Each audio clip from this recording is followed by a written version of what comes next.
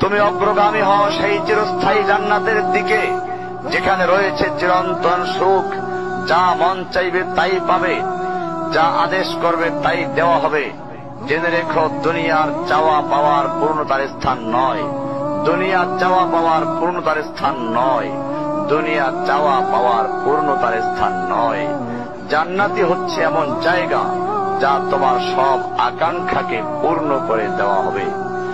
চির কিশোর সেবকগণ, চির যৌবনা সঙ্গিনীগণ, ফল মূল, গোশত, দুধের মধুর শরাবের নহর, উত্তম বাসস্থান ও বিছানা, চির আরাম, চির যৌবন, চির সুখ, অসংখ্য নেয়ামতের মাঝে সবচেয়ে বড় নেয়ামত হবে তুমি আল্লাহকে দেখবে। শুধু তোমাকে এটা বলাই যথেষ্ট মনে করছি, সবচেয়ে কম মর্যাদার যে জান্নাত লাভ করবে তা হবে দুনিয়ার 10টির সমান।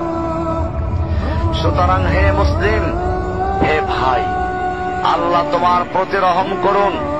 এই বার্তা তোমার কাছে পৌঁছার পর আশা করি তুমি তা তোমার পরিবর্তন এবং সংশোধনে যথেষ্ট হবে।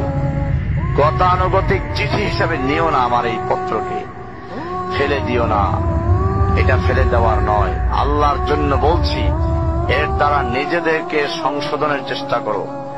আর তোমার অবস্থা যদি উত্তম হয় এর চেয়েও, যা উল্লেখ করলাম, আল্লাহর কাছে কামনা করি তোমাকে তিনি দৃঢ় রাখুন, মাউত পর্যন্ত লেগে থাকো উত্তম ঈমান সহ।